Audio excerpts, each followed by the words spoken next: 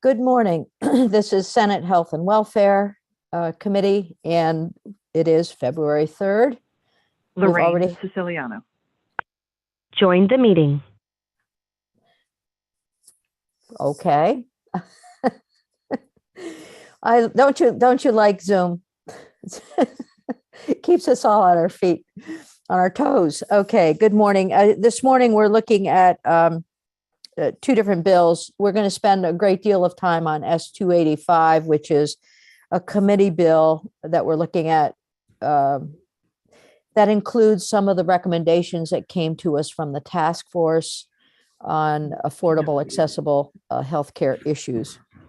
So we'll be looking at that, and we do have with us our consultant Joshua Slen as a touch point and to help us when we as we go through that process and hear testimony. Then we'll also be looking at a possible implementation of unused drug repository program S-243, and we probably won't be spending an hour and a half on that bill, so we'll be using up some of the time with the bill on S-285. So we have a lot to do on that bill as we craft our language. So good morning. Thank you all for being here, ready to testify. Appreciate your time and effort. And so Jen is here. Jen, just as a reminder,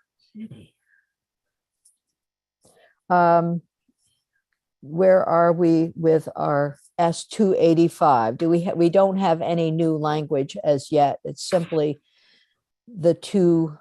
Maybe you could just tell us what's there as a reminder. Yes, good morning, Jennifer Carby, Legislative Counsel.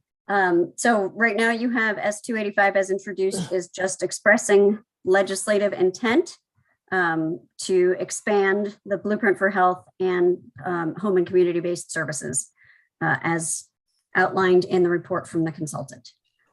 So the idea there in meeting your committee bill introduction deadline in the Senate was to give you a bill that you could then do a strike all and put in the language to do whatever it is the committee chooses to do. Thank you. And we do have an in-depth, a deeper depth dive that our consultant brought us, Joshua brought us, and I think that we will at some point we'll go through that. But Joshua, I'm thinking it might be helpful for us first, and I'll listen to your advice as well, to go through, hear some testimony on moderate needs and then also on the blueprint before we go further. Yeah, I'm here to support whatever direction you want to go. I think that testimony sounds great. I'd love to hear what other people think. Okay, thank you. We'll do that. And I know that folks have heard us talking about the bill and the issues. So this morning we have Angela Smith-Deng of Dale, and thank you for being here. We greatly appreciate it. So if you don't mind helping us understand a little bit about moderate needs, and then what our interest is to expand the program so that we cover, I think in the report, it's 400 to 500 additional lives, but it could be more, depends on what our capacity is. And from the outset, I would like to really acknowledge that how hard folks are working within Dale on this program and the need for additional workforce. So we have that as an underlayment to whatever we're discussing. So welcome, introduce yourself for the record, and we'd like to hear your thoughts. Great, thank you. Very happy to be here with you all this morning. For the record, my name is Angela Smith-Jang.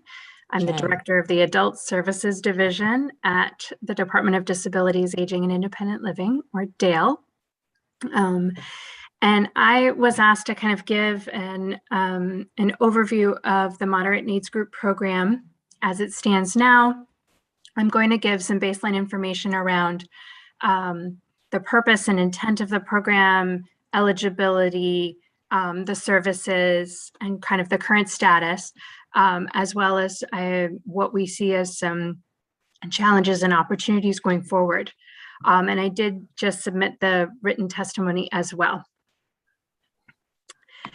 So the Choices for Care Moderate Needs Group program, or what we call MNG for short, is an option for individuals who do not meet nursing home level of care, but may benefit from one or more services to assist them to remain independent in their home.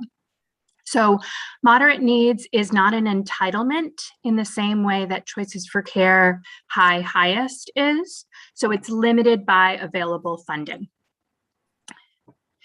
To be eligible for the Moderate Needs Group program, an individual obviously must be a Vermont resident, age 18 and older, meeting both clinical and financial eligibility criteria, primarily having a functional limitation of some kind from a physical condition.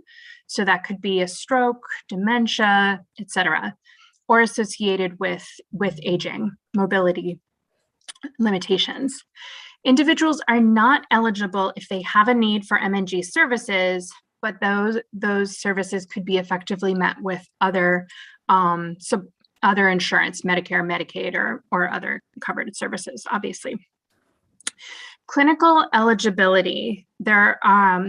Clinical eligibility and financial eligibility is pretty broad.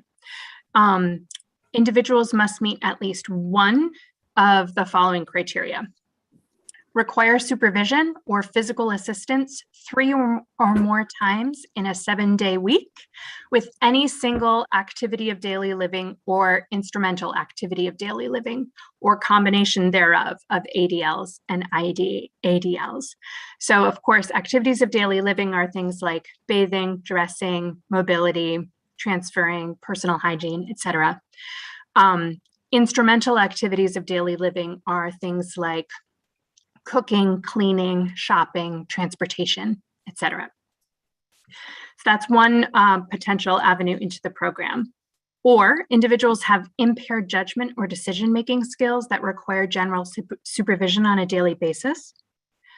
Individuals who require at least monthly monitoring for a chronic health condition, or individuals whose health condition should worsen if services were not provided or if services were discontinued. Financial eligibility is based on 300% of the SSI payment applied for either one person or a couple in the community, deducting all recurring monthly medical expenses. And there's a maximum resource limit of $10,000 in terms of countable resources like cash, savings, checking, etc. To apply for moderate needs, Dale partners with our Choices for Care case management agencies to enroll individuals. So moderate needs applications are sent to one of our certified case management agencies. That's our designated home health agencies and our area agencies on aging. After the case manager at those agencies receives the application, they complete the assessment and the eligibility screening. And then they work closely with the provider agencies to verify that there are available funds and any waitlist information before adding someone to the program. If there are available funds and there's not a wait list, the complete moderate needs application is sent and submitted to Dale for authorization when that individual is ready to be enrolled. If funds are not available, the individual is placed on a waiting list with that service provider in chronological order. The services provided through the Moderate Needs Group program include case management, so up to 24 hours per year via the local area agency on aging or home health agency. Individuals cannot receive case management services only as part of moderate needs in the current structure of the program. They have to receive one of the other 3 services, which include homemaker services up to 6 hours a week from the home health agency. Homemaker services include those supports like shopping, cooking, cleaning, laundry, etc. Adult day is another available service under MNG, up to 50 hours per week at an adult day center. And the fourth service is what we call flexible funds, which are small amounts of funds available through that case management agency, but that can be used for a variety of things. It can be used to hire someone to come into the home and help. It can be used to purchase goods and services like assistive technology, etc. We have a soft cap of about $3,500 per person for those flexible funds, but it is flexible. Individuals do not automatically get those maximum number of hours I just mentioned.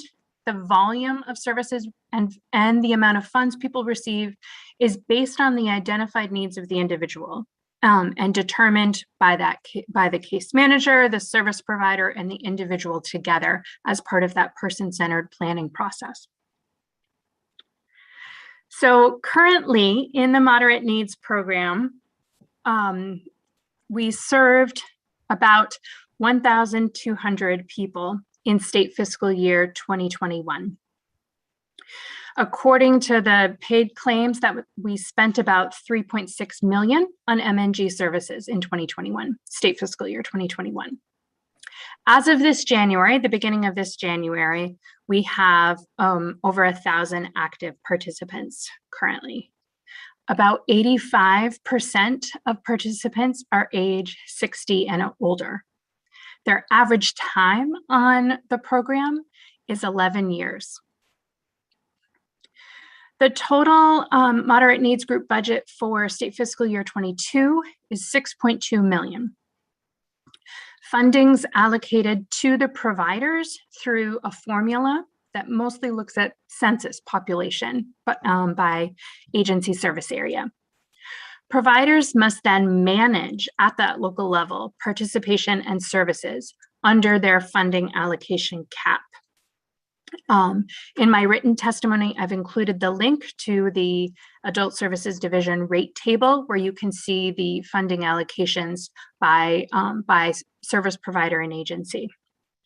Depending on how it goes through the year, spending and utilization throughout the year, Dale does have the ability to adjust allocations between providers.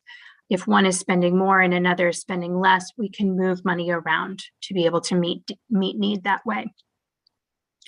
Given the broad clinical and financial eligibility for the moderate needs group, we know more people are eligible than we have the funding and staffing available to serve. Providers manage the waiting list at the local level, as I mentioned, and they report that list to Dale on a monthly basis.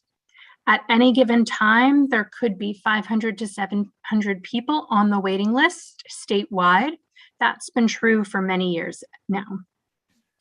Based on agency reporting to Dale to date, as of the end of December, the waiting list was 563 people. A couple recent program changes I just wanted to make you aware of. In 2019, Dale increased the maximum number of case management hours from 12 to 24 hours per year. This was a recognition of the important component that case management plays in the program and the significantly increased number of variance requests that we had been receiving for individuals with higher needs. So in recognition of that, we were able to expand the case management hours. Again, it's the maximum. Not everyone receives the same amount. And then in December 2021, as part of the Choices for Care reinvestments, Dale was able to increase the homemaker rate under the moderate needs group from $22.16 per hour to $30.84 per hour, which matches the personal care rate under Choices for Care that provided at the home health agencies. This has been something that the home health agencies had requested for a number of years. And the goal is to maintain consistency for staff skill crossover between those two services. It's often the same staff providing both, to increase the recruitment and retention of staff and to offset the high cost of mileage between visits and the higher rate of missed visits when we think about those services. So those are two recent program changes. and then a couple changes that are in the works right now. As part of the Global Commitment Waiver renewal, the application to CMS, Vermont has asked for a small but important change in the moderate needs group program eligibility. During the renewal period, Vermont seeks to revise the eligibility criteria to ensure services are more targeted to at-risk Vermonters with the most acute needs. So what we will be doing, or what the request is to remove two of the broadest criteria for MNG clinical eligibility, that the criteria related to monthly monitoring of a health condition or a health condition worsening, and instead replacing that with a criteria related to unique circumstances where the health and welfare of the individual would be at imminent risk without services. So that is part of the Global Commitment Renewal application, and I've included the link with the page numbers in my testimony as well. The other current change in the works is that Dale is working with a provider work group to revise how the management of the waiting list for moderate needs. It's currently a chronological list based on application date. And what we'd like to do is adjust that to take into consideration the acuity of care needs of the individuals when they apply, so that those with higher acuity of need would move up the waiting list more quickly. So I wanted to briefly speak to some of the challenges and opportunities that we at Dale see within the Moderate Needs Group program. As Chair Lyons mentioned at the beginning, the workforce is truly the major challenge across all of our programs, and in this one as well. Managing allocations and waiting lists is an ongoing challenge, but the direct care workforce shortage is the primary challenge. Many home health agencies are not able to find enough staff to fill the hours for homemaker services, and they instead must prioritize the personal care services for the Choices for Care highest participants. Even those participants are often receiving fewer hours of care than they're authorized to receive or need. At the same time, our adult day centers have limited capacity as well due to staffing shortages, and our case management staff are stretched with high caseloads. With the flexible funds option under the Moderate Needs Program, agencies really do try to be creative in meeting needs and filling gaps without direct care workers. So for example, through laundry services, grocery delivery, use of assistive technology, etc. But there are still unmet needs, we know. So it's difficult for me to see how the current program model could simply be expanded as it stands now with the real workforce challenges across our long-term care system. That said, this could be an opportunity to reimagine moderate needs program operations to seek different ways to serve more people, expand options, decrease administrative burden. For example, perhaps all MNG could be under that umbrella of flexible funds with options to purchase homemaker or adult day services or other services that would meet the individualized needs of the participant. Perhaps eliminating the requirement that case management cannot be provided without other services would help more people with that care coordination we know they need. Any potential changes that we might consider to the program would need to be considered within the context of the waiver, impacts on budget, and would utilize a person-centered approach focused on addressing unmet needs.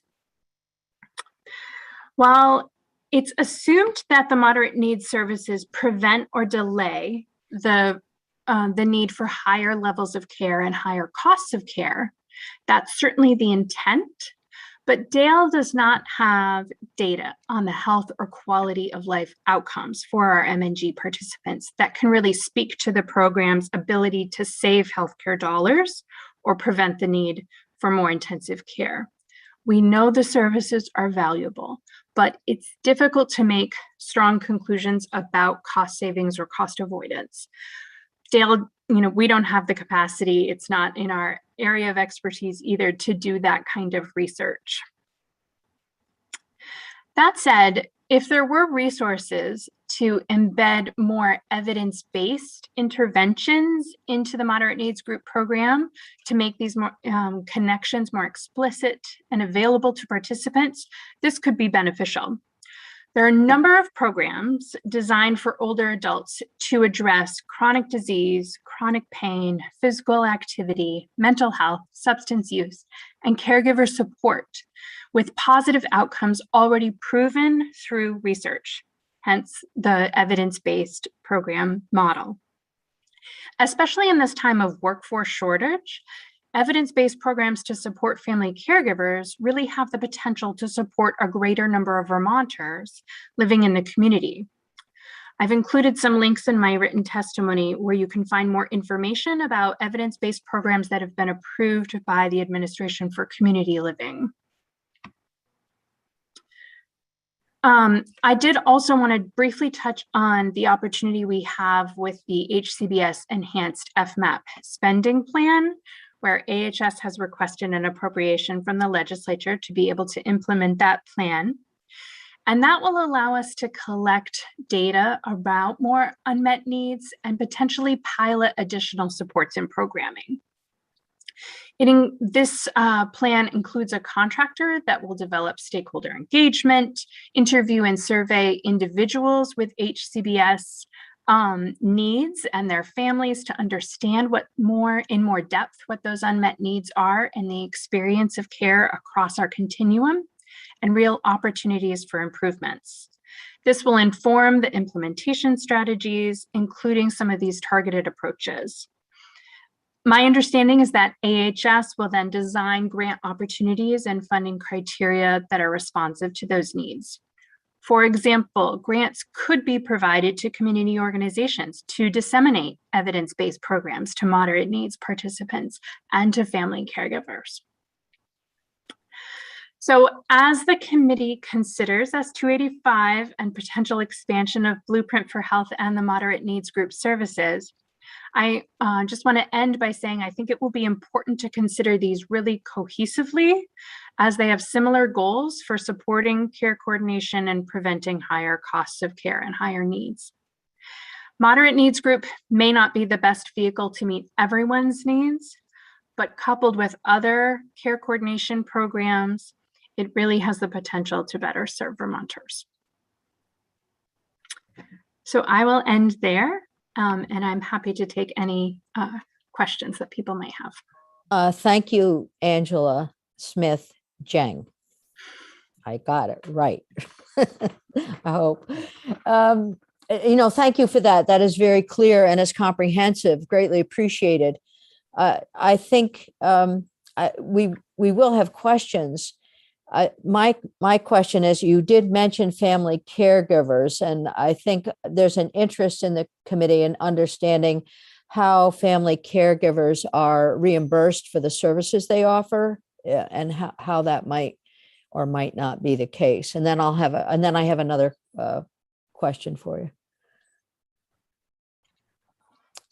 Right. So within the moderate needs group program, under that flexible funds option, where people have the option to self-direct and self-hire for care in the home, whether that, whatever they might want someone to do, that could be a family member that does that work and is paid for those services. Is that at the same level as the sort of the professional home health services that you mentioned, the $30.48 an hour? What is the reimbursement rate for family caregivers, regardless of their background? Right. So that would be like all of our self-directed services that are paid through ARIS, the intermediary organization, and are governed by the collective bargaining agreement. So it's not the same rate that is paid to the home health agencies. Okay. Individuals can really choose to pay their employees as an employer, pay their employees whatever amount they like, but they're working within a budget to do that. And then another question. Yesterday, we spent a good deal of time talking about patients with cognitive impairment. And does this moderate needs group or even high needs group include people with Alzheimer's, for example? And then are their family caregivers included in the flexible spending? That's a great question. So yes, one of the eligibility criteria for moderate needs group, if someone's not yet eligible for highest under choices for care, but it could be difficulty with decision-making skills and needing supervision related to dementia. And so again, they would be able to get the package of moderate needs services, case management, as well as things like flexible funds that could be used to pay caregivers. Does that answer your question? Yeah, it does. Thank you. That's helpful. And then as you're asking to eliminate numbers 3 and 4 on the list on page 1, your clinical eligibility, then the monthly check-in for those with chronic health condition, and you're not doing that categorically. You are looking to maybe make some decisions about who does and does not need the check-in. I'm just trying to clarify what you mean by striking 3 and 4. Correct. So all of those who meet the other criteria, they would still receive that monthly check-in as part of the case management service. There's a requirement for that check-in anyway. So it would only be eliminating the criteria that is the only thing that someone might need, in which case then, there would be they would have to meet one of the other criteria. Okay, well, and then number 4, which for me is somewhat of a concern, if they're, I'm thinking of, let's go back to the Alzheimer's or cognitive impairment individual. And if you're taking away number 4, we know that there's a progression of disease, regardless of the disease, but in this case, cognitive issues. So how are you measuring, you're taking that away? Can you just talk about that a little bit? Yeah. So I believe that most people with progressive dementia, whether it be Alzheimer's or another type of cognitive impairment, would likely fall under one of the other clinical criteria.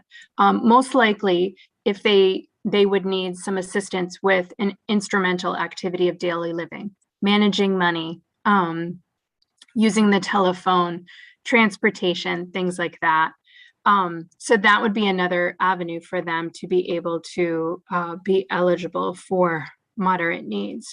I will say that there's flexibility within the revision of the criteria.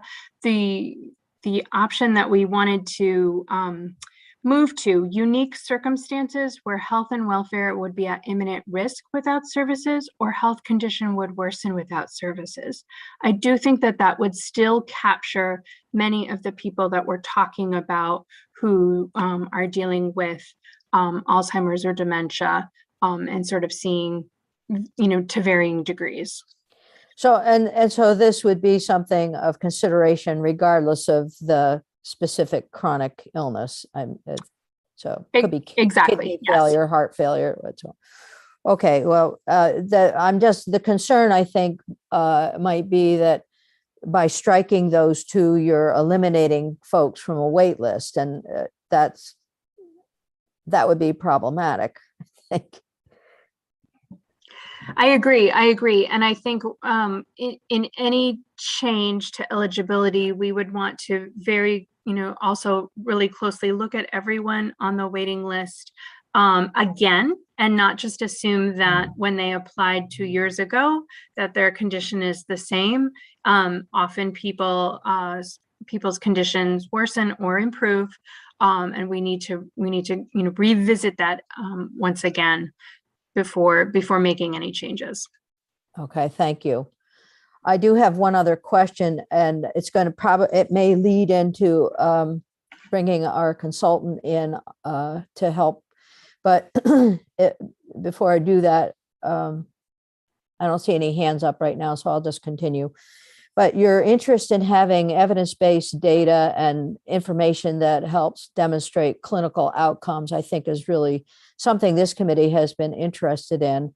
And knowing that we do have a VCures and we do have some ways, we have the blueprint, we can post some of the clinical information, but return on investment is high on our list of how are we benefiting our population. So from a population perspective. So I'm going to turn to Joshua, and I know that Angela, you're looking for information that would help you sort of have a data informed or based decision-making process within the program. And one of the recommendations that we have in the report, it's on the final slide for committee members. It's a final slide, and under Joshua Slen's name, under witnesses, the slide deck, and it's number 21 that has a list of the moderate needs recommendations. So Joshua, can you simply give us the thumbnail sketch here of what you're suggesting as compared with what we have heard from the commissioner?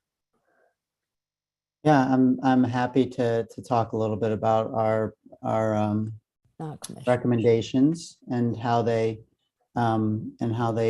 comport with where the department is headed. But I think add some suggestions explicitly that would be advantageous moving forward, both from a consideration of how the program is doing independent of what else we're doing around the state, and how it relates to and supports health outcomes more broadly for the population. So one of the things that in LTSS nationally, not just in Vermont, so long-term services and supports broadly, we have a dearth of health outcome measures tied to supports for ADLs, right? We have lots of measures to support physical health and behavioral health, mental health outcomes individually, very specific measures, and we don't have the population health sort of how are we doing at a high level, with lots of big things that we do in the world. This is one of those things where we know intuitively that supporting individuals, or we believe intuitively that supporting individuals to age in place and to be able to be independent in their homes and in their communities delays the need for them to access higher levels of care. Almost certainly we know that, we believe that, right? And we know that there are individuals that get help from family members, and they get help from other people that help them to remain where they are and to be both healthy and happy. Vermont, along with many other states, I'll move as really quickly, Senator, just one more moment. Along with many other states, have very targeted analytics efforts that don't cross those boundaries well, and we also don't do a very good job of doing it longitudinally. The recommendations we have here are to put in place analytic tools that both that solve both of those issues by getting the right measures for these programs individually, including this program, including the Blueprint for Health, to support demonstrating that they are successful, and to use that information at a population level to demonstrate how the impacts of those programs affect other programs in the state.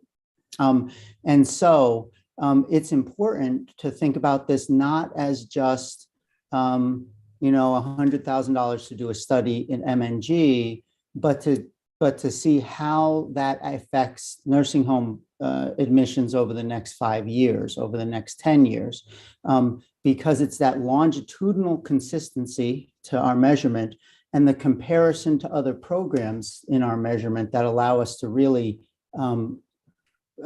understand how we're impacting populations. And that's the recommendation that is complex, right? And so sometimes it doesn't serve us well in our fast moving society that we want a 30-second answer. It actually is very complex to do this well.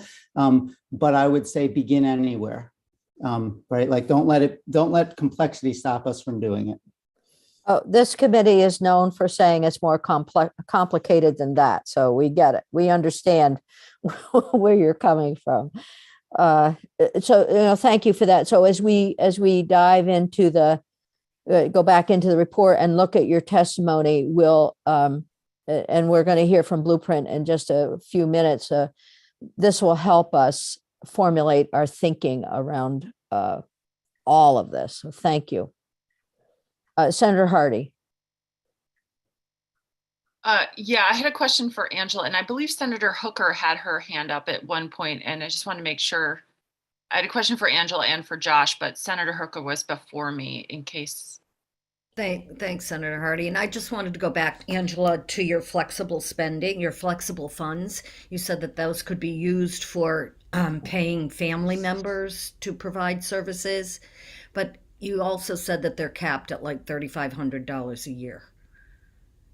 So, Yes, the cap is really simply because the funding for the program is limited and it's not an entitlement, right? So, so trying to reach a broader number of people, there is that cap on how much funding can be used under that particular service. Okay, so I guess I go back to the questions I had yesterday about how do we engage family members and hire family members or pay family members for the services that they're providing? Where do we have to go to do that?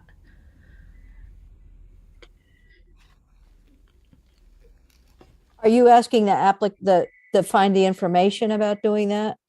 Well, yes, I guess okay. so. Yeah, that's a good question. Who would hire these people? We talk about the workforce and the need for people to do these jobs, and we have people who are doing them right. and aren't getting paid, and they're not able to perhaps do, they're causing a problem in other areas of the workforce because they have to quit their jobs in order to take care of their family members, but they're not getting paid. So how can we rectify those problems? So, something to think about, I guess. Yes, it definitely is. Good question.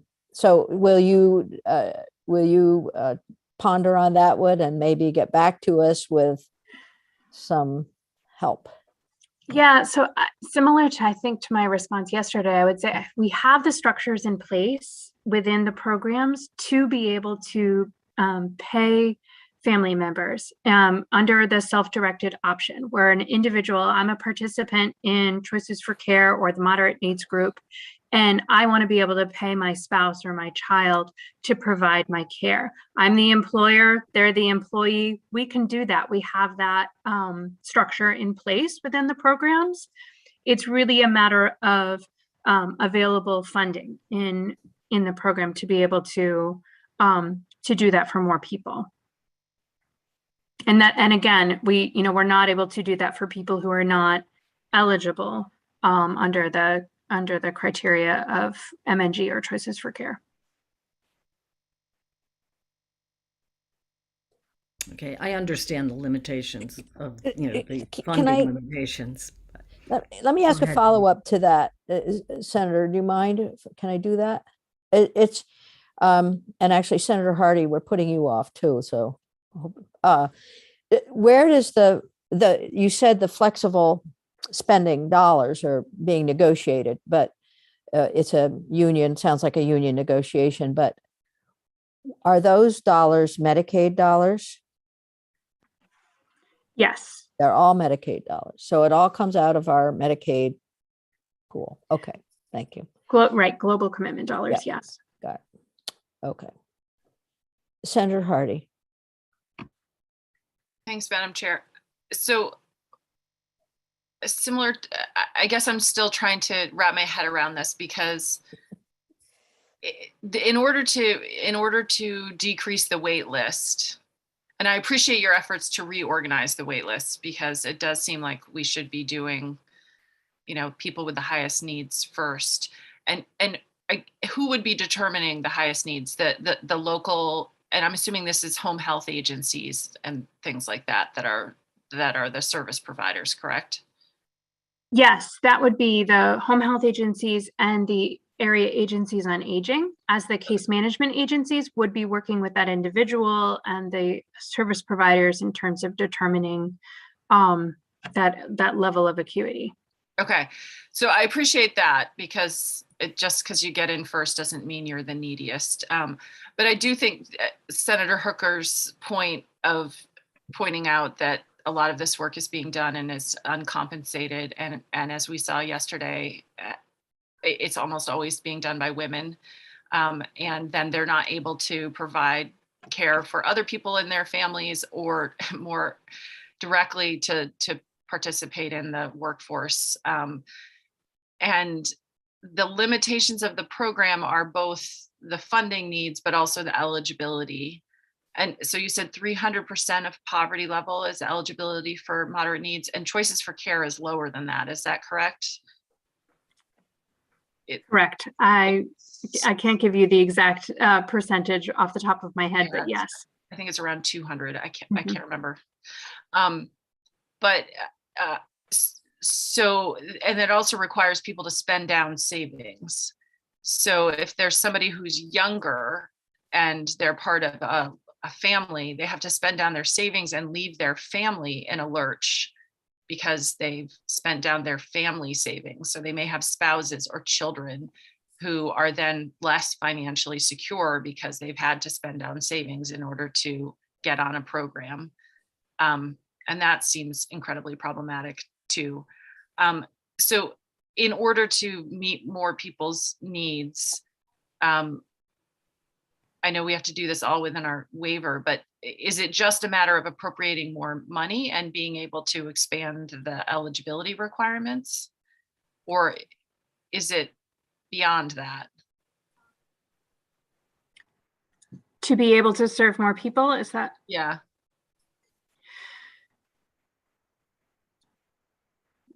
Yes, primarily, or kind of re-looking at the services that are provided. The part that I'm not clear about is does providing a homemaker service, which is really primarily house cleaning, does that keep people independent in their home for a longer period of time? Do we have that return on investment type outcome? Or are there other services that would support people to be able to do that? And I think those are questions that we are asking as we think about how to make the program work better and serve better people.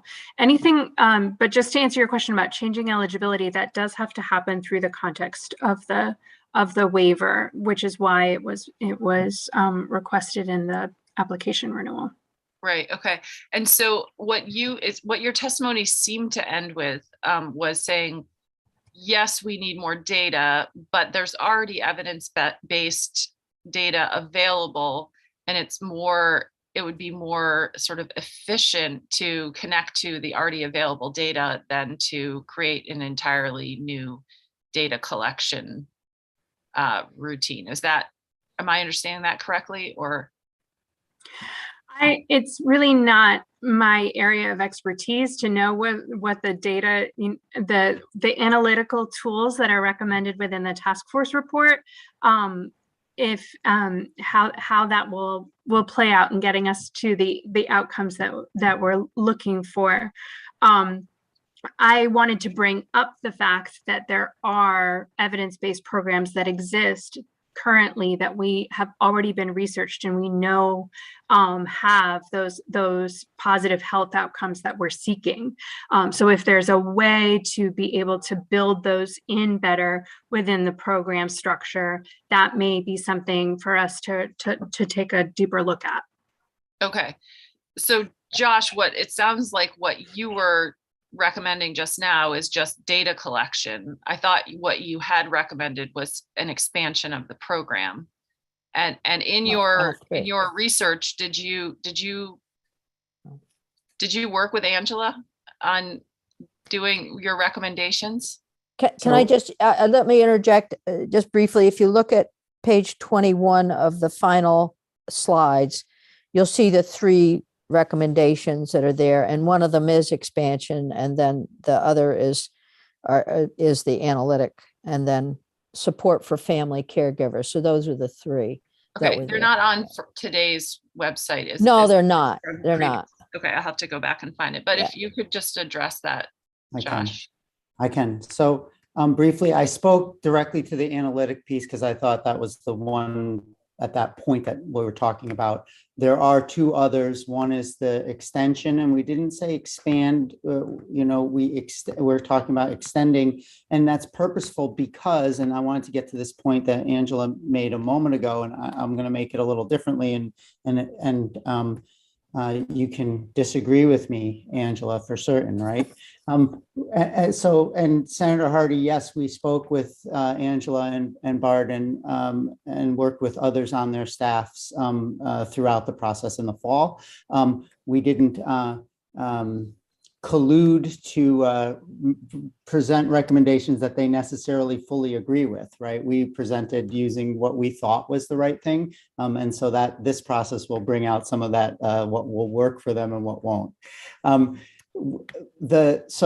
The extension of the moderate needs takes into account in our groupings. That first group that you're talking about today is a few hundred people that are on a wait list, for who expansion may make the most sense in the short term because it can be done without waiver, without a federal entanglement, with having to adjust the waiver.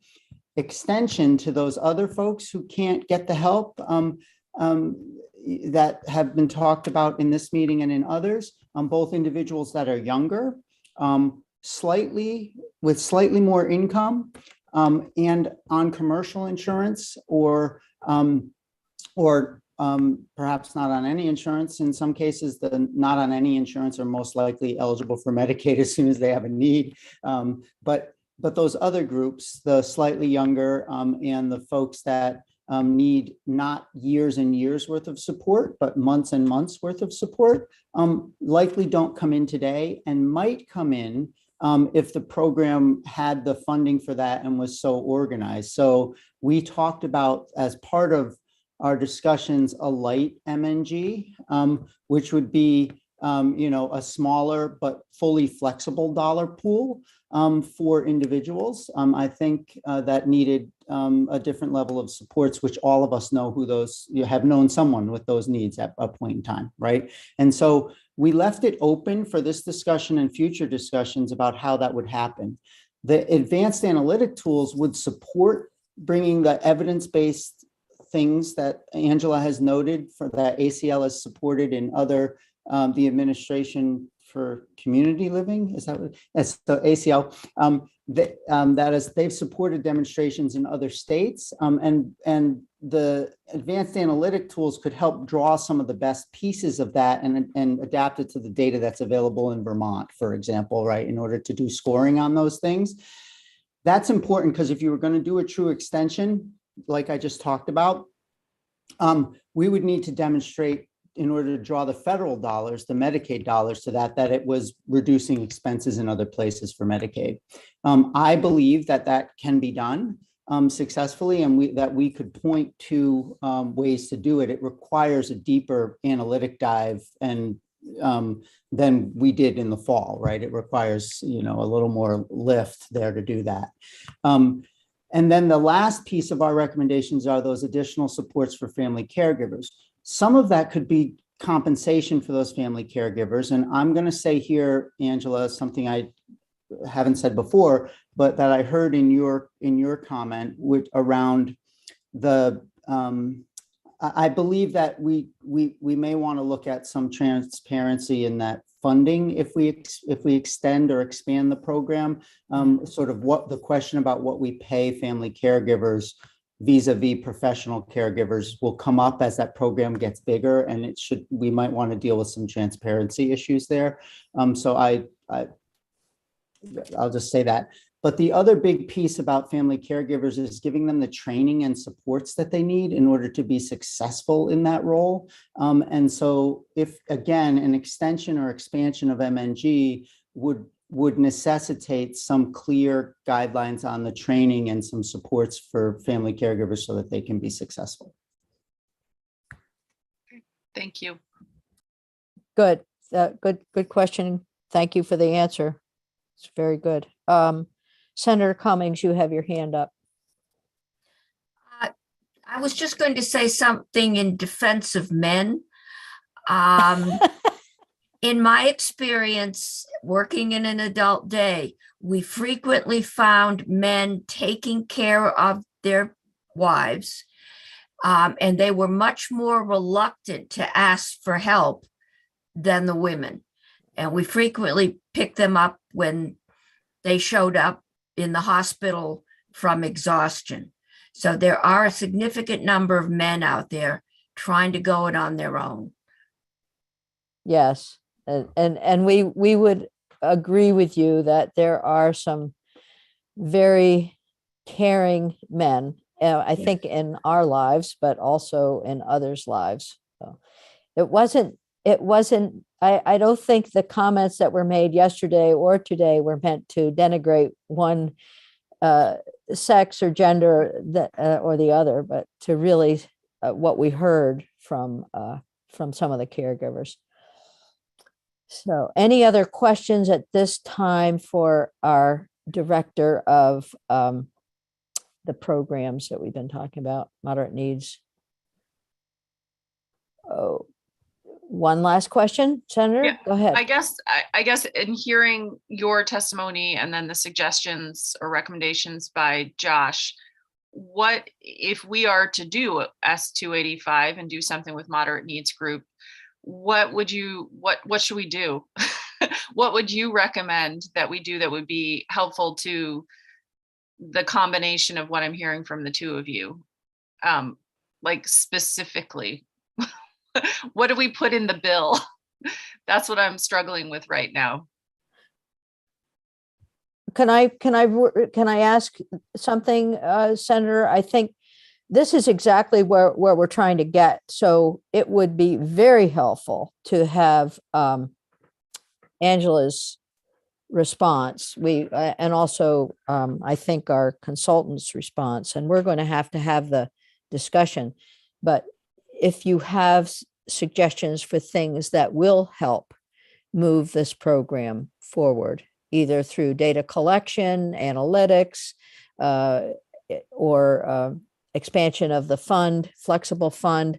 I know there are certain things that you can suggest and certain things that you perhaps can't that go above you, but if there are some things that would be very helpful for us to hear.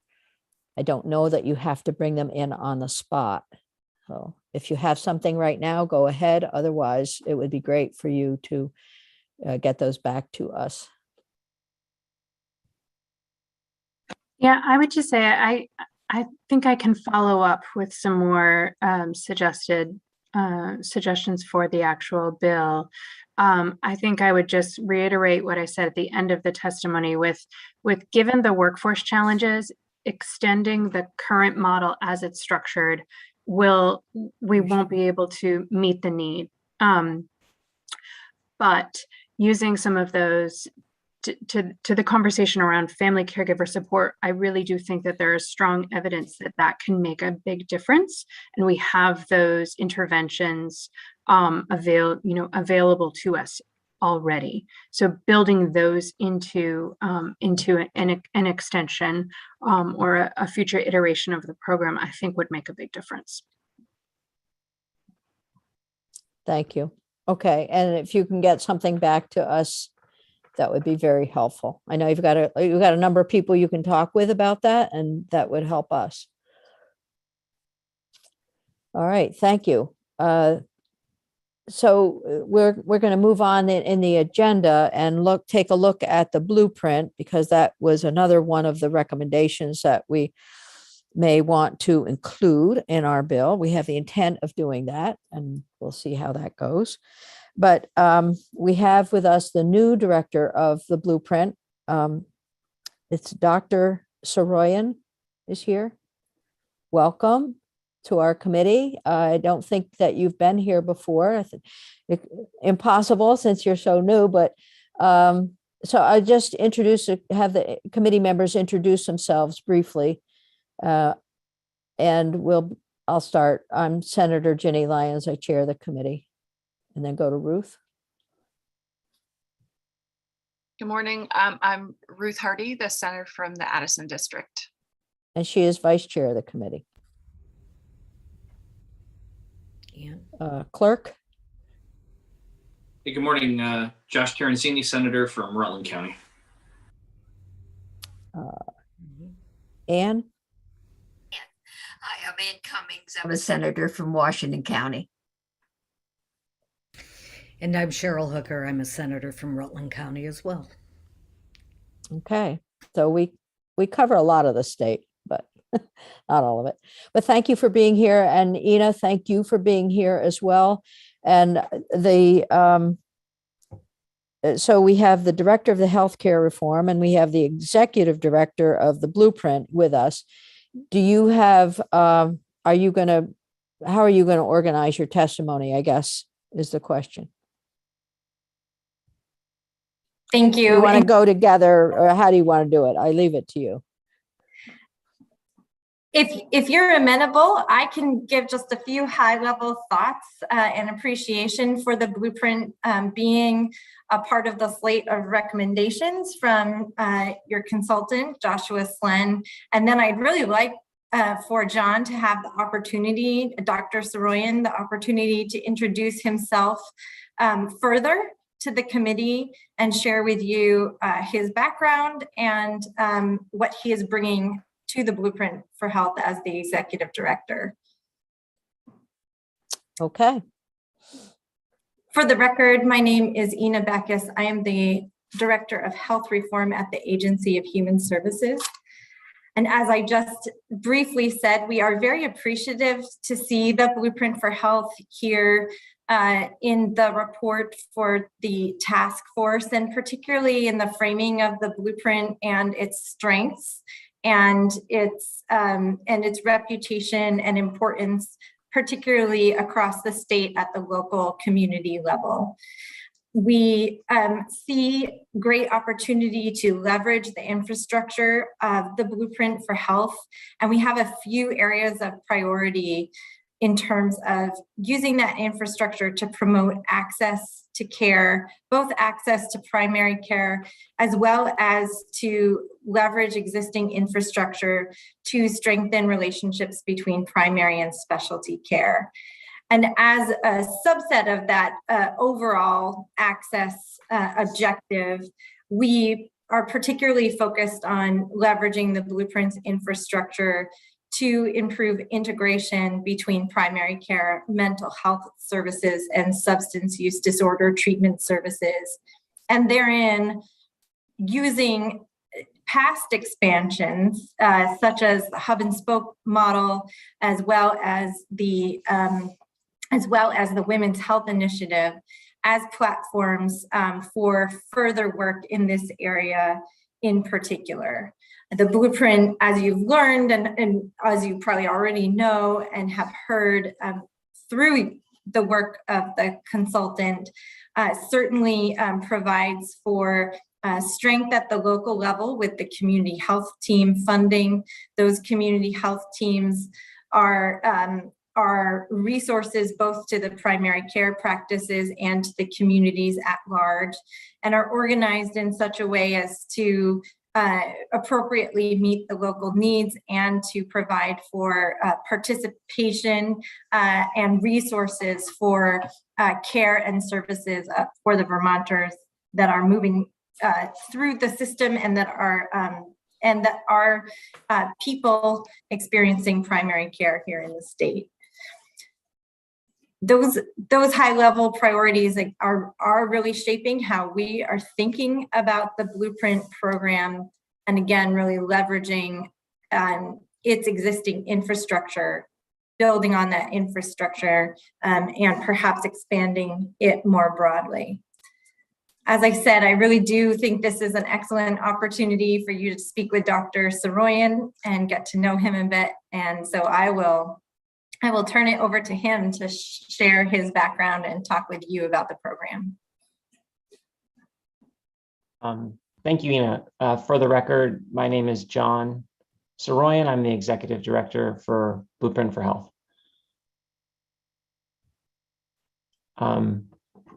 Madam Chair, is there any part of my background that you'd like to hear? I don't want to go back too far, so maybe you can give me some bounds. Just a few sentences on your bio would be helpful. We don't need the 20 pages of publications. Oh, wow. No.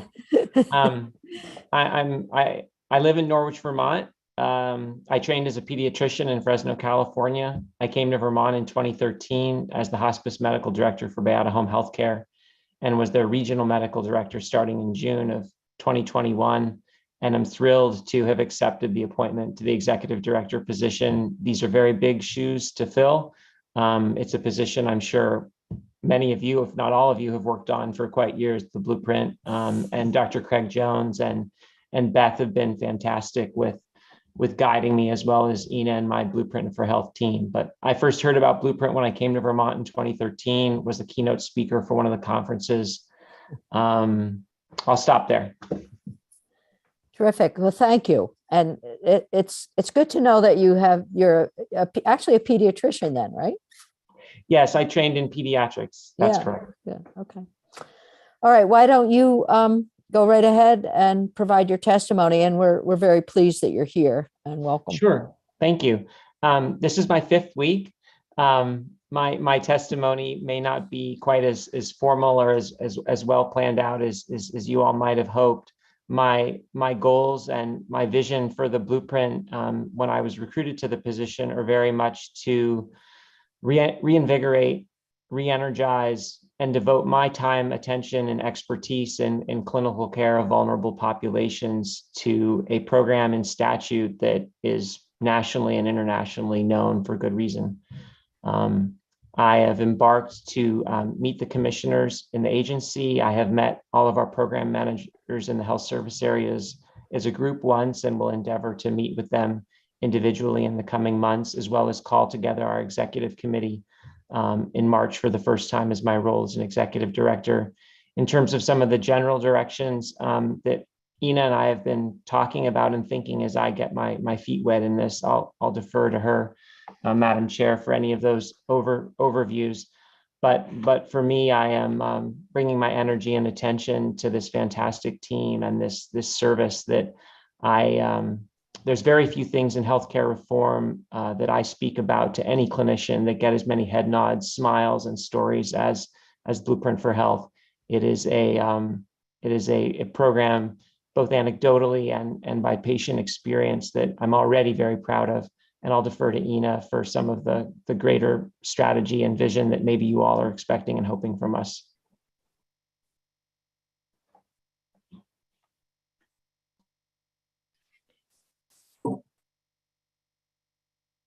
Okay. I think it might be helpful for us to hear a little bit about what we currently have under the umbrella of Blueprint, the community health teams that are in place, and what are the specific areas that Blueprint is working within and on in terms of chronic health conditions or substance use disorder, maybe a little bit about hub and spoke, and maybe what if anything we can consider expansion, because the word expansion is used for that one, and that is that would be helpful. Maybe before we do that, the final slides from the task force are now up on today's page under Joshua Slen's name. So with the Blueprint recommendations are begin on page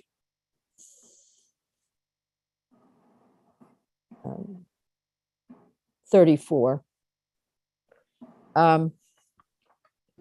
That, for committee, if you don't want to just take a look at that. But I guess my question is, what currently have we got? And we're interested in how we can make a couple of things. We're interested in the area of primary care and the involvement of primary care in the Blueprint, and then how the role of Blueprint can be expanded, perhaps through some kind of hub and spoke for mental health, behavioral health, or other areas, and what's happening now. So I'll just leave it right there. I can provide the general overview of the program and how the program has expanded over the years, and would invite Dr. Saroyan to of course, chime in where he would like to do so. The Blueprint program is at its core a patient-centered medical home program that is supported by community health teams, and the community health teams are supported through funding contribution across all payer types. And the program is a multi-payer program by design, and from its implementation, it began with commercial and Medicaid participation, with Medicare coming on board through demonstration early on, and now being sustained Medicare dollars today flowing through Vermont's all-payer ACO model agreement, providing for that continued investment from Medicare, both supporting community health teams, as well as per member per month payment for the practices that meet the criteria of being patient-centered medical homes certified by the NCQA Quality Association. Since it was first designed, implemented, and then scaled from pilot to statewide, the program was further expanded to include the hub and spoke model for opioid use disorder treatment, wherein in combination with the resources created by the community health teams, additional resources were available to support the prescribing of substance use disorder treatment, medication-assisted treatment in primary care practices, and to provide for additional support and services for those individuals receiving that treatment. That program expansion was leveraging the Medicaid health home model to provide for additional Medicaid reimbursement to support that program design. It is also a nationally renowned program, and very successful in increasing access to medication-assisted treatment in the state of Vermont. The participation in that program by all payer types, consistent with the Blueprint's overall objectives of being a multi-payer program, has room for improvement. The Medicaid payment model is not expanded universally to the commercial payers that also participate in the Blueprint, and commercial payer participation is not at parity with the Medicaid payment model that supports the hub and spoke system.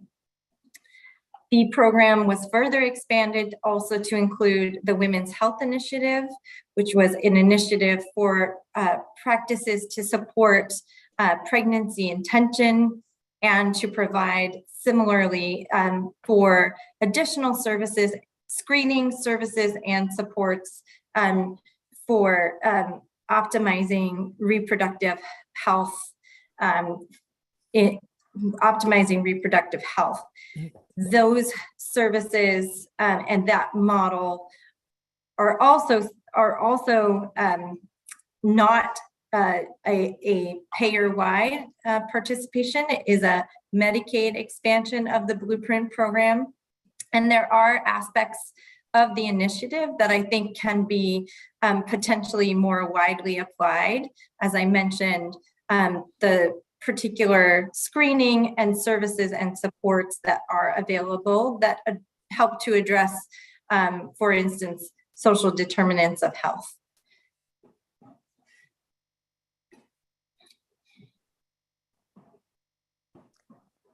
In terms of any expansion of the Blueprint, your current thinking is on the women's health program itself, or are there other, you mentioned social determinants, are there areas of behavioral health or mental health or substance use disorder where we would see an expansion?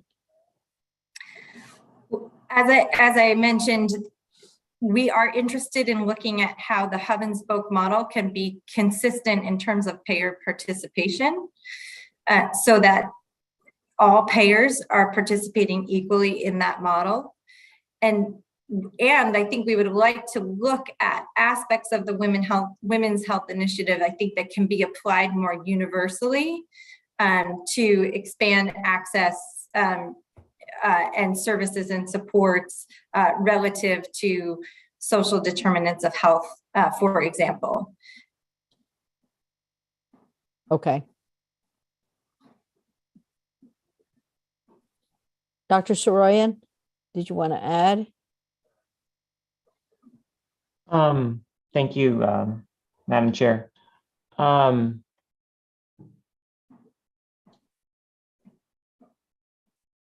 think that if I could just give support to what Ina said in terms of program capabilities for expansion in the near term and short term that are both within our abilities, I believe. I'm not sure, but I believe, and also that are timely and responsive and are consistent with what we're hearing from our program managers, our hub and spokes partners.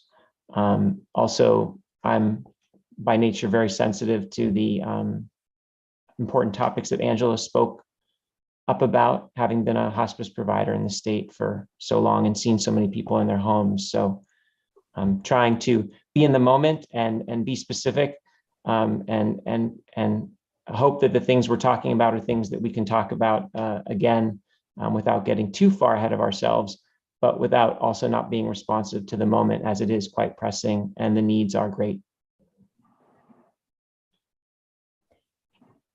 So one more question, and then Senator Hardy. Can you send us some your testimony in writing so that we have the information that might be useful to us as we make some decisions about Blueprint overall? And we certainly, the organic changes that we've seen in Blueprint have been pretty significant. We don't want to get in the way, but we also know that we've worked very hard on, at least I did, on the hub and spoke model and ensuring adequacy and professionalism. So we want to be able to do the same thing going forward.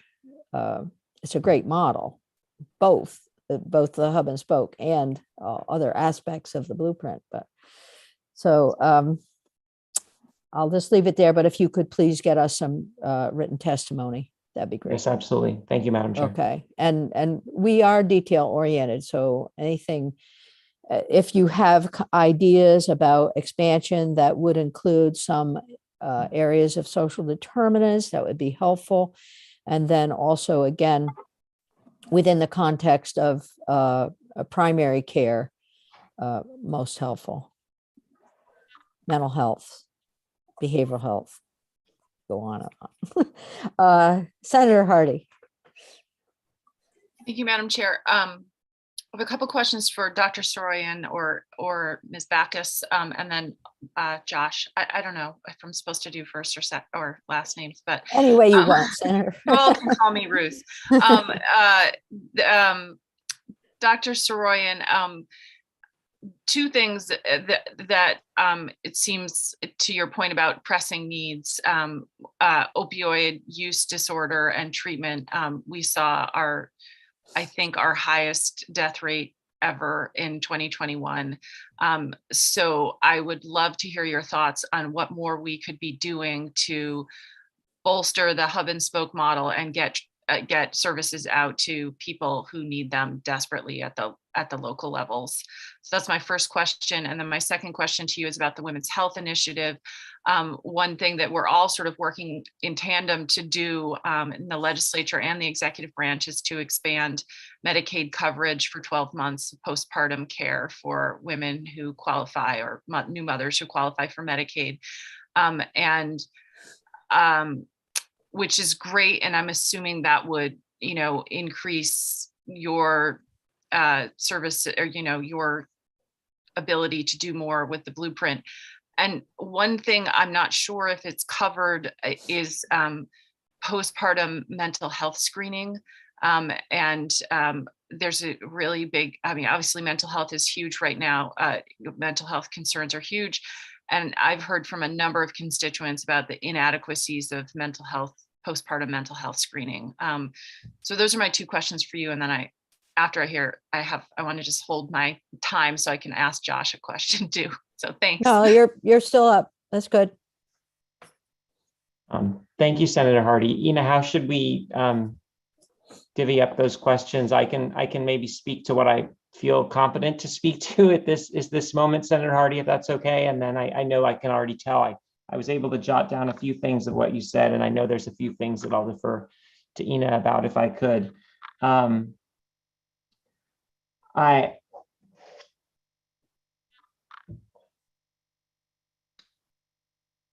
My intention for Hub and Spokes is to partner as best I can with, and by my first person singular, the Blueprint team, with the Hub addiction specialists and their teams, as well as the spokes providers who are in Vermont and providing services to Vermonter, not just for a prescription, but for the holistic care in which the program manual really defines to actually assess the person's needs. How to expand that beyond the mechanisms at my disposal as executive director with the legislature to include other payers in a manner that's collaborative and not,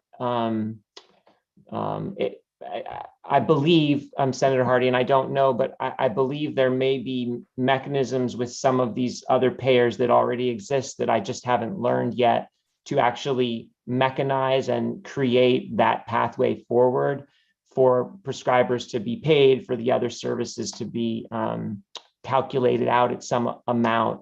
I'm philosophically all for it, and I feel the need and the press to make it happen. I don't know all the levers to pull to sort of create it, honestly, though I have worked in other environments with private insurers, for example, in New York State for pediatric palliative care, to bring people around to paying for services that people need and make sense. Is that maybe I can just stop there, because that's a really important topic and something I'm just starting to really understand. Ina, can you maybe build on that, or maybe some areas, and then if we can go to the Women's Health Initiative question. Can I ask a secondary level B question around payment per patient per month, and the goal there, and if you're looking at extending that goal? I know that our private players are working with us, but just comments on that as you're answering Senator Hardy's question. So the per member per month payments are the, if you will, the base payments for the participating primary care providers that are certified by the NCQA standards as patient-centered medical homes. And then the hub and spoke model for reimbursement provides for a bundled model of reimbursement, which supports the prescribers working in primary care practices and builds further, provides further support for nurses working with prescribers in addition.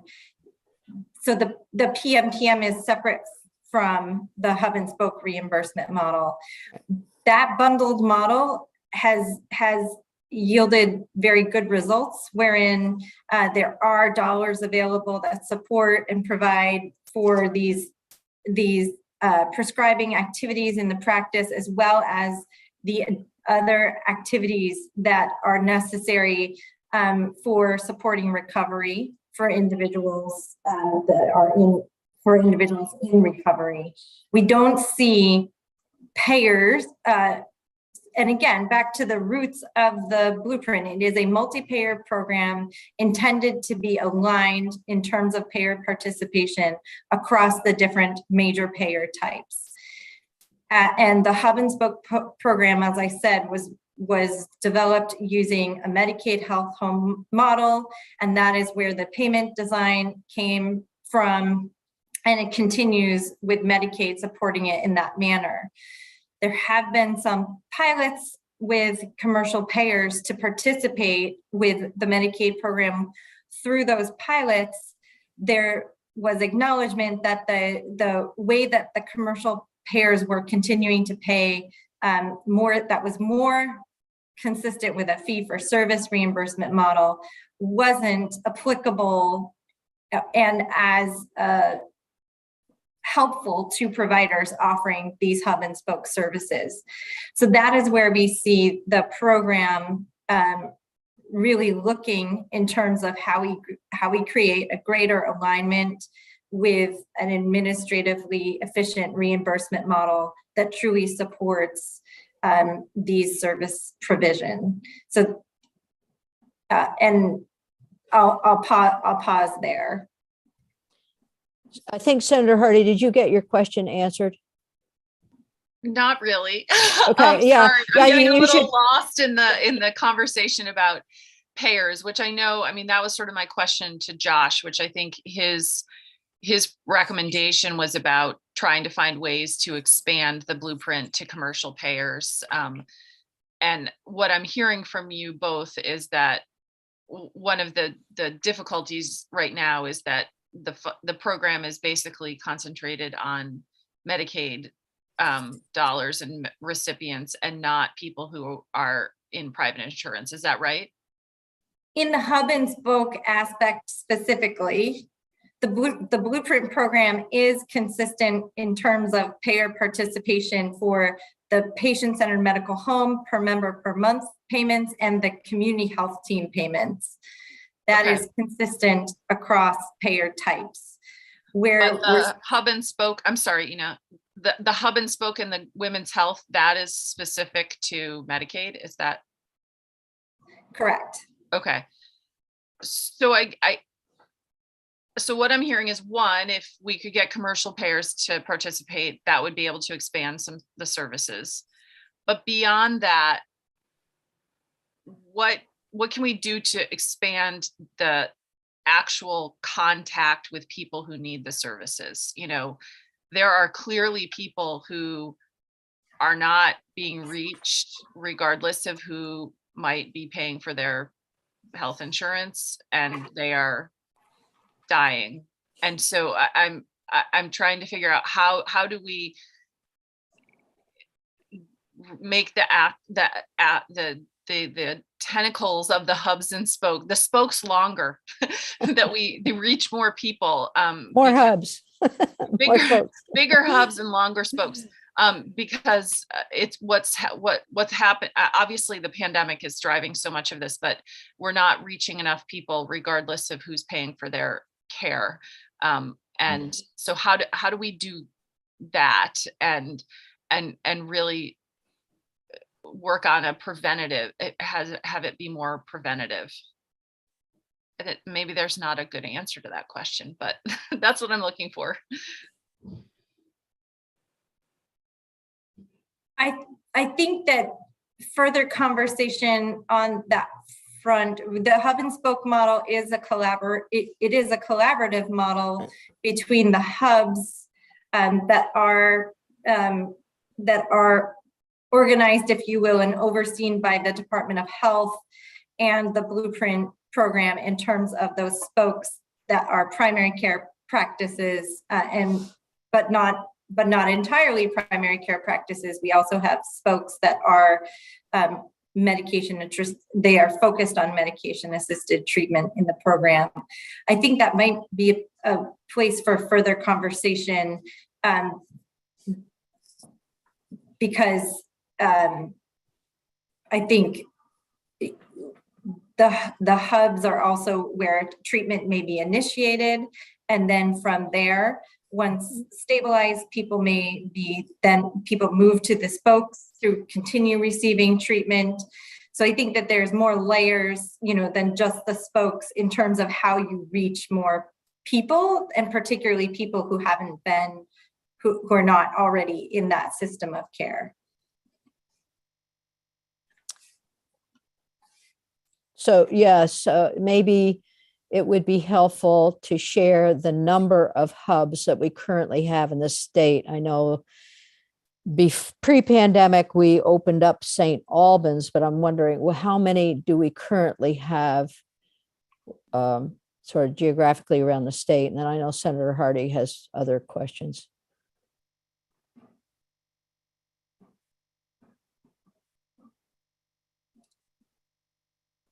The number of hubs. Yes. Yeah. I know there, I can think of some, but do we have a specific number? And sort of, if you don't have it right now, it would be great. We could look at a map. We love maps. And if we could just see where they are and what their sort of geographic spot orientation is, that'd be great. What they do. I don't have it off the top of my head, the number of hubs, but we can provide that information to you. And I again would also suggest further conversation with the Department of Health as well as a part of the conversation. Thank you. We'll do that. Go ahead, Senator Hardy. Well, since there's not an easy answer to that question, do you have more to say about the women's health and the mental health screening in that area, Dr. Soroyan? I could make some comments, Ina, but you look like you had something on the tip of your tongue. I think again that the Women's Health Initiative, it does include a model of screening and support that we think may have opportunity to be expanded more broadly, and specifically, and with that expansion more broadly, potentially capture and be able to refer individuals for additional services, whether those be services provided by the community health team members themselves or provided by referral and connection that the community health teams are so good at making. So it is a screening in particular that we think is applicable not only for those practices that participate in the Women's Health Initiative, but maybe more broadly applicable across all of the Blueprint practices. All the primary care. You're talking primary care Blueprint practices. Correct. Yeah. Okay. Go ahead, Senator Hardy. You're still up. So my question is for Josh then. What I remember from and I was just sort of skimming again the report, was to try to expand the Blueprint by getting commercial payers more interested in participating, by showing them that it's beneficial to them. So could you just remind us what your recommendations specifically on Blueprint were? Yeah, Senator, I'm happy to. So I think one of the things that comes out in this conversation is that the Blueprint is not a monolith, right? There's pieces that existed previously and pieces that were added on. There's different levels of support amongst the Blue Cross and Blue Shields, right? And there remains no support. Ina will correct me if I'm wrong, from the ERISA payers. So from the Cigna, the administrative organization. The difference there is that they're not carrying risk. The employers are carrying the risk, right? And Cigna is their administrative entity here in the state for those large employers. So between that and the Blue Cross Blue Shield and MVP offerings in the state. So we get quickly into a rabbit hole. I'm not going any further into that rabbit hole on insurance coverage and who's doing what for who, other than not that the fact is that when if we want to accomplish this, think of it from a provider level, right? If you're a provider and you're a spoke on the hub and spoke, and you are dealing with multiple different insurers, Medicare, Medicaid, whoever's covering the workers' comp piece, the public employees retirement system insurer, blah, blah, blah, blah, blah. Everybody's different insurers. And even amongst the insurers like Blue Cross, different plans, right? Different offerings, multiple contracts with every, I won't go further into that rabbit hole either. But if you're dealing with that, right, and you have a great program like the Blueprint that says, hey, doesn't matter, we got a community health team, get them to us, we'll take care of them. But now we have the crisis of the commons, as everyone knows there then, right, which is that the payers, that the folks that aren't paying are a substantial proportion. So it's not that you can't refer, it's that we're not getting covered for different pieces of this, right? And so that needs to be solved for, and that can be solved for in some cases, if we wanted more money from Blue Cross for certain pieces of the population, that could be solved for in one way. And if you need to get more money if you need to get any money from the ERISA payers, that needs to be solved in another way. But what we've suggested here is that demonstrating the return on investment for these different programs empirically and longitudinally will bring those other payers to the table. And if it doesn't bring them collaboratively to the table, having that evidence clearly and longitudinally will allow us to move over a several-year period to whatever regulatory changes we can take to be put in place. And you would have the confidence then, as would this administration and future administrations, that what you were doing was actually fact-based and made sense. And we often get into a situation here where we're, as policymakers and government folks, where we're dealing with a dearth of information to help us in our rate setting processes. And as you think about other things like global hospital payments, I know that we've been looking at the Maryland model multiple times over multiple years on that front. The good example there is we have to have the information to make those decisions and to defend those decisions. And the Blueprint, in our opinion, sits in the position of being well respected for lots of reasons at the provider level and community level, but doesn't share that same level of confidence at the payer level where they're like, oh yeah, we're going to move money to this program instead of some other program. And so our recommendations are to rectify that situation, right? Which is to provide the evidence to support that payer conversation in its many different forms. That's key. The other first step that we think needs to happen in order to support this evidence effort is to update the 2015 report that was done on the care management programs around the state, and to identify a common, so who's doing what for who, right? And for one, and to identify common across the state, what does care management mean to us? What does care coordination mean to us? So that regardless of what program we're talking about if they're using a term, it has the same definition as to what's being done, and what's the package of services being provided in that term. Those standardizations will allow us to, in addition to the ROI analysis, will allow us to move the system forward in a way that's both efficient and effective. And so those are two key baseline pieces that we can do better than we've done in the past. Okay. Okay, so then, Dr. Soroyan, I know you're super new and I'm sorry to put you on the spot, but hearing what Josh is saying about additional data and reporting and, being able to prove the value, et cetera, what are your plans along those lines?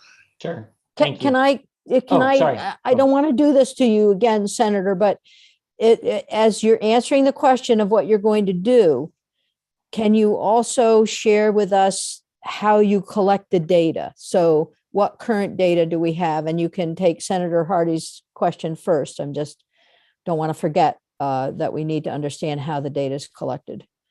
That's all. Sure. Senator Hardy, I'll do my best.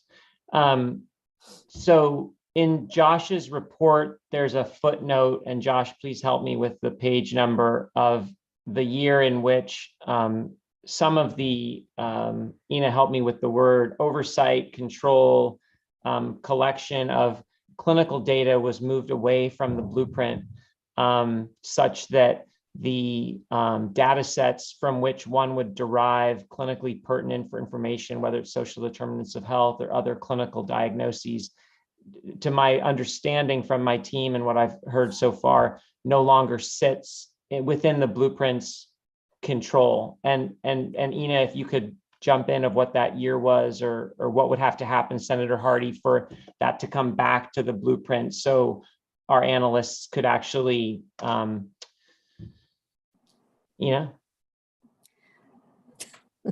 was just taking a look for the footnote. I think, that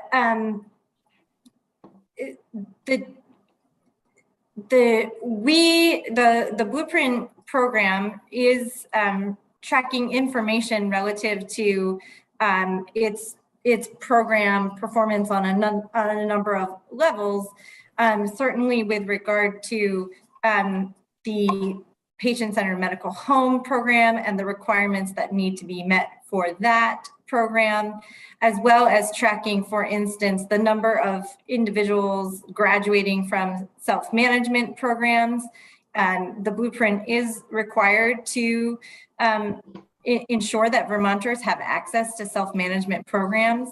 This is an area we've actually been talking about quite a bit as we've looked at the essential health benefits for persons who are purchasing healthcare insurance on the exchange. These programs are again, a part of the blueprint's overall program. Within the envelope of the blueprint program, there are programs that primary care providers via community health teams may be referring their patients to. They are evidence-based programs for diabetes prevention, as an example, smoking cessation programs as another example. Other examples include wellness and well-being programs that support wellness and well-being, and we do track that information. And make that available through annual reporting.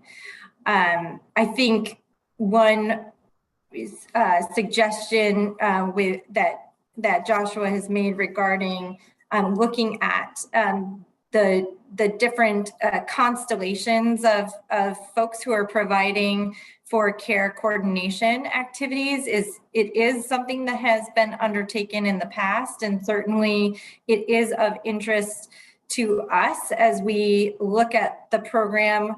We look particularly at the community health teams and how those are supporting and providing an access point for either direct service or an access point to services how those teams can strengthen integration with mental health, further integration with mental health and substance use disorder services, for instance. And I think that is certainly something that we would like to understand and see what the universe of those activities do look like. I know that was a very useful exercise in 2015, and that is, certainly something that we need to keep looking at as different entities are providing for and certainly innovating. I think with the purpose of trying to reach more Vermonters and meet more needs. I think the question then is, how do you coordinate? How do you ensure efficiency? And certainly, how do you utilize the system and offerings in a way that wouldn't be redundant with other offerings. So that I think that is information that is important to inform our thinking about the program.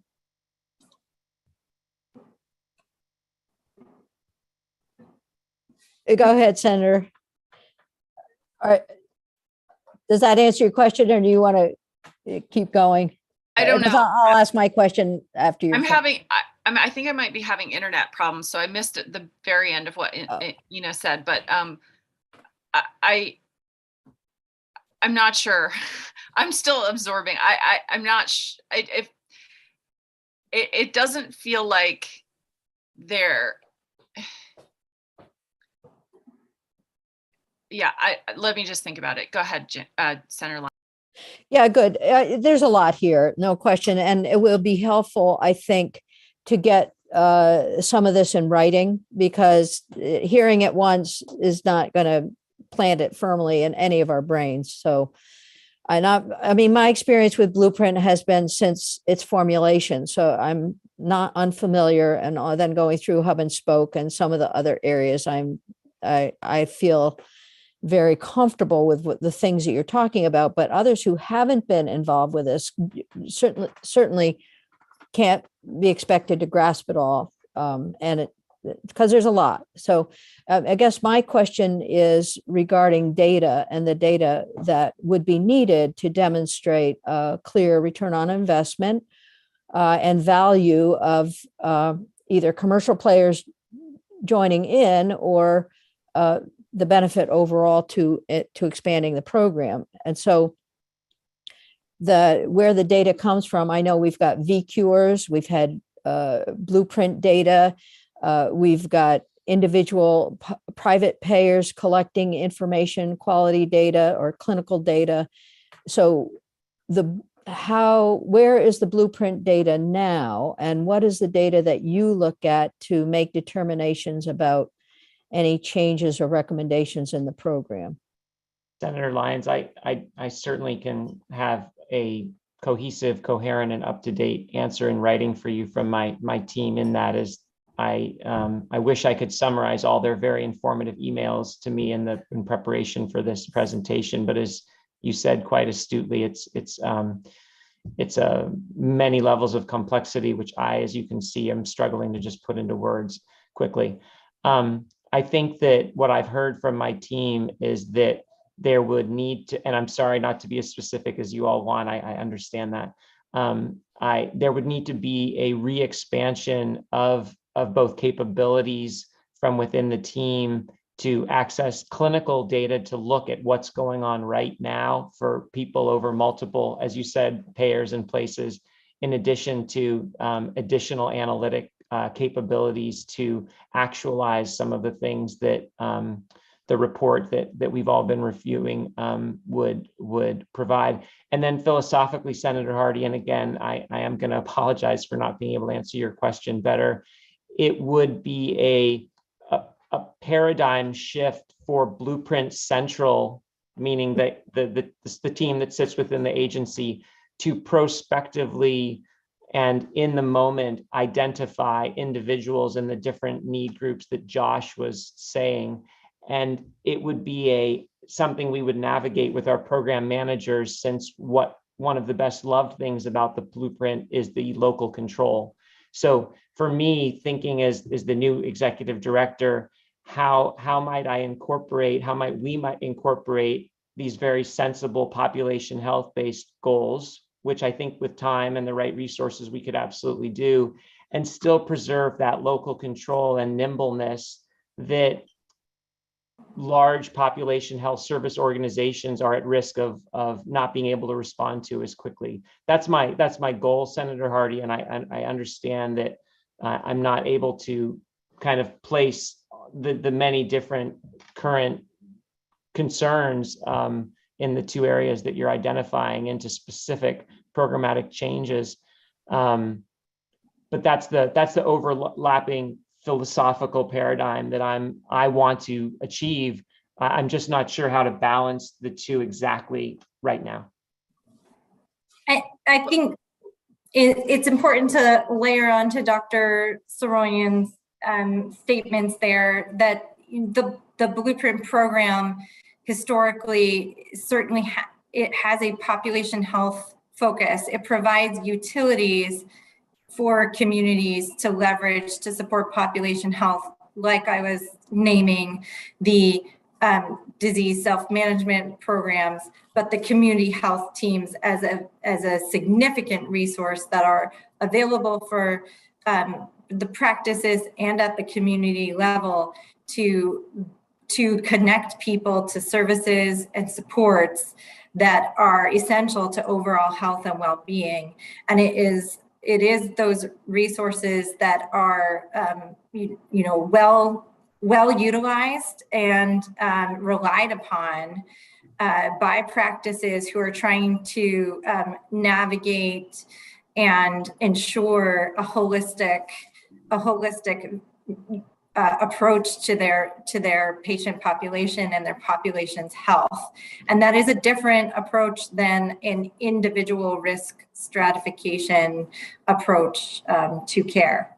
It's having resources available for clinicians using their best judgment to determine these individuals could benefit from nutritional services based on this screening. And what I've seen through the results when in screening, I'm going to refer someone and provide for a warm handoff to mental health services, for instance. That's the infrastructure that the Blueprint supports, and that really is supporting that population wellness. And on that point, I know that this is a lot of layered information, and I regret that I didn't suggest that perhaps we do provide for a Blueprint overview, a programmatic overview to orient in what all of these pieces are that we're discussing.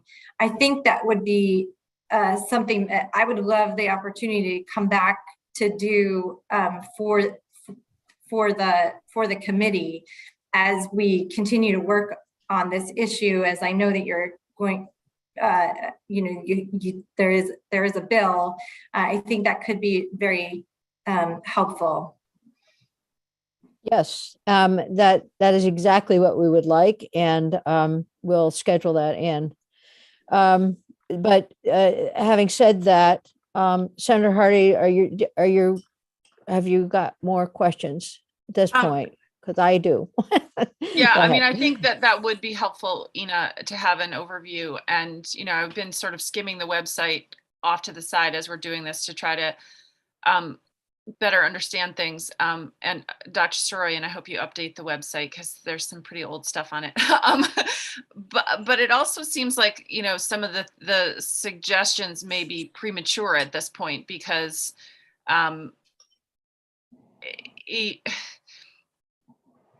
it sounds like you're still getting your feet underneath you, and there's opportunity with new leadership to make some changes within the current system, perhaps, and to collect some data that would be helpful within the current system. But I'm not hearing anything. It feels like there's urgent need out there, but I'm not hearing any solutions that could meet that urgent need within the current context. So, and maybe I'm just not understanding the answers. So I guess when you come back for your overview, if you can think a little bit more about if we are to move forward with something in this bill, what could we do right now that would be helpful? And what is more of a longer term project that you're going to just have to take on as the new leader of this program? Senator Hardy, I absolutely agree with you about the website update. And yes, I don't want to or skip over the questions you had about the Women's Health Initiative. And I'm just going to open this forum and pardon me for, I just feel like it's important to address it, even though I know we aren't giving you the greater context that you're asking for, but welcome the chance to come back and do that. The questions that Ina and I have been talking about, Senator Hardy, and I'm sharing this with before I've even gotten to speak with maternal child health in the Department of Health, because that's my intention, is to learn more about where the collaboration is between what screenings and program managers do already on their community health teams, how they already work with maternal child health. And I need to make those connections myself to other leaders within the agency, and then ask a similar question, perhaps to what we were speaking around hub and spokes, and is this makes sense? How can we add data longitudinally that's reasonable, that will bring payers around so that services aren't varied by who's got what type of insurance? That's one of the reasons why program managers, and I think their overseers and their administrative bodies like the blueprint so much, is that the question isn't what type of insurance you have. The question is, how can we help you? What are your needs? Would you participate in this screening? Let's try to figure some stuff out together outside of your appointment, but in the moment right now. Those are the strengths of the blueprint. And I absolutely understand the necessity, the urgency, the drive to be more specific about what the blueprint can serve around the needs of Vermonters, but also what the systems changes are within our services so that they're not, so we're moving in the direction we want to be moving of healthcare reform and not making services dependent on what type of insurance people have. And as Josh pointed out really well, how do we convince, manage respectfully, but still include payers whose individuals that they're responsible for get these services without contributing to the pot of money? So those are very provocative questions to me. I spend a lot of time thinking about them. I don't have clear answers, but I'm very appreciative of the interest, appreciative of Josh's expertise, and of course, your on-point questions. So I'm going to make a comment, and then I'm going to ask a question. So we continue. My mantra has been alignment, alignment, alignment, both for payment, yes, and for data collection, for clinical data. So if we don't have alignment of those things, then we don't have patients who can access appropriate care. So this is what we're hearing. And obviously there are things that we can do that will build that alignment. We've been working on that. We've asked Green Mountain Care Board to help us with it. We've asked DFR to help us with it. We can only go so far given the federal edict on ERISA. But what Blueprint does, and what we have advocated for in our committee legislatively, is a coordinated continuity of care and building care from the primary care office to the more specialized care, the outreach to community services. And this is what our interest is. And right now we have a pandemic going on for mental health crisis, and we have a pandemic going on for substance use disorder. So my interest, and I'm looking at you, you're shaking your head, yes, but my interest is how can we expand our hub and spoke to begin to serve folks who require mental health community services through primary care or additional substance use disorder through hub and spoke behavioral issues. So there's a lot there, and I'm not willing to drop the ball at this point. So I look forward to receiving your written testimony as we go forward, because if we drop it another year, then that means there are too many people dying of overdose, and there are too many people not receiving early preventative mental health support that they need. So that's my speech, but I do think it's critically important that we move ahead. But my question is, and I know that I do want to have time to go through the next bill on our schedule, but I think we'll have plenty of time to do that. If Josh, if you could speak very briefly to your recommendations on the blueprint, and then after that, we're going to take a break, and then we're going to come back and look at 243. Yep. And thank you. And thank you, Dr. Soroyan, and for Ina for putting up with my speech. But I saw your head shaking, so I'm hoping we're on the same page. I agree with you. I feel it. I know it. I want to help. Oh, good. We'll work on it. Okay, Joshua. Yeah, thank you. So I won't retread all the stuff we've already talked about today, so that'll save a whole bunch of time. But what I will say very briefly, the last sentence of our on page, whatever, of our report here, what page is this? 45, it's the actual written report, says HST recommends conducting a thorough care management inventory. That's the update of the 2015 care management report. Developing common program definitions, that is developing common CM, CC, care coordination, care management, those definitions, what the services are that are provided there across those, what were 42 different programs in 2015. And that provides a population level baseline for Vermonters and for Vermont programs doing those types of services. So we have common language. Identifying the individuals served. So this is important here because Blueprint is a population health initiative, understood. What we have to do is close the loop on the back end for the folks that are paying for it, and identify the individuals that have been served that they're paying for, in order so that they can demonstrate what for their population. When they think of population health, it's the individuals that are in their programs that they actually pay for, what the savings are to those individuals.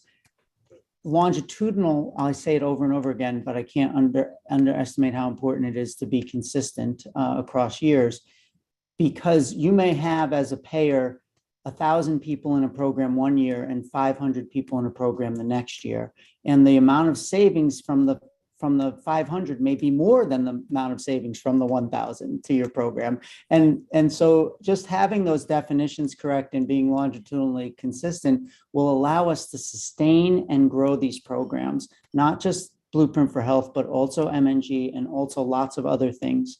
And I think that I know that we have not had the proper population health attention, with the back end here being that it's longitudinally consistent, evidence-based return on investment analysis done at the population level and assigned to programs and to payers. So identifying the individuals served, that was a lot on that one.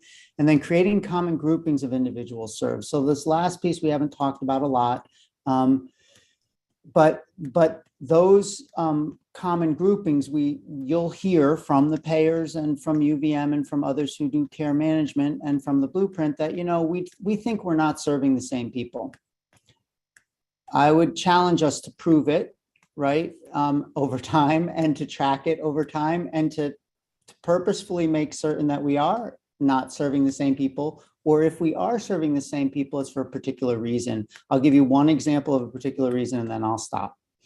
The one example would be that I'm going to use is just someone that comes out, that's on Medicare, duly eligible for Medicaid, a high needs individual, comes out of Medicare, comes out of the hospital after a hip replacement, and they have care management because Medicare is paying for care management to make sure that in the 90 days or 120, whatever it is, post the surgery, that they're getting the right connectivity they need and not going back to the hospital. And there's an incentive for those Medicare plans to make sure those individuals don't. That's care management or care coordination or whatever definition you want to use for that. But it's for a very specific thing. They had a hip replacement. We don't want to see them back in the hospital. Do everything you can to keep them out of the hospital and get the right therapies.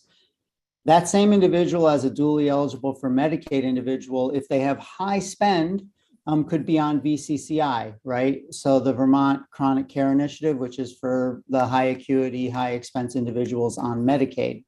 Those individuals would be served by a year round by a team that's assigned, that's actually embedded with the Blueprint teams in many communities, and gets a whole different level of care.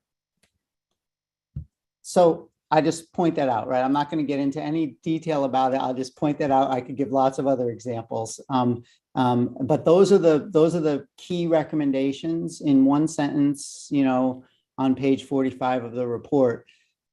And I'll stop there. I think there's so much good stuff being done and so much good stuff that could be done here. So. Okay, yeah, that's page 45 of the report, not the final slides. We'll look at that. Okay. Terrific. Questions for Joshua? Okay. Dr. Soroyan, I can't thank you enough for allowing us to have you in committee and listen to your thoughts. Obviously, you've been with us for 5 weeks, and we're happy that you're here. We need the Blueprint direction that you're going to offer, and we very much appreciate that. So anything that you and Ina can get us in writing would be helpful. And then at some point we'll look at an overview of Blueprint again. So that would be good as well. Thank you, Senator Lyons. May I, is that, okay, thank you. If you have another comment, go right ahead. No, thank you Okay. so much for your patience. No, not patience at all. We're very thankful you're here, and we look forward to working with you.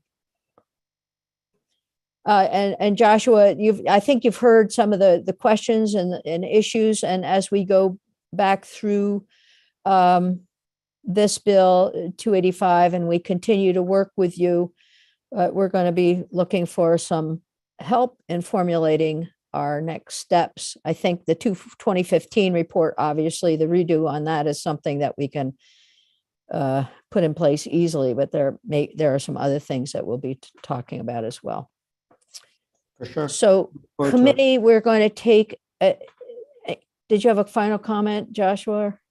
No, sorry, Senator. I just said, yes, I look forward to it. Thank you. And I didn't mean to shut down questions at this point, but I think we're all in need of a break. So Senator Hooker, Senator Cummings, Senator Terenzini, questions? All right, I think what we'll do is when we come back, we'll come back in 10 minutes, and then we'll move on to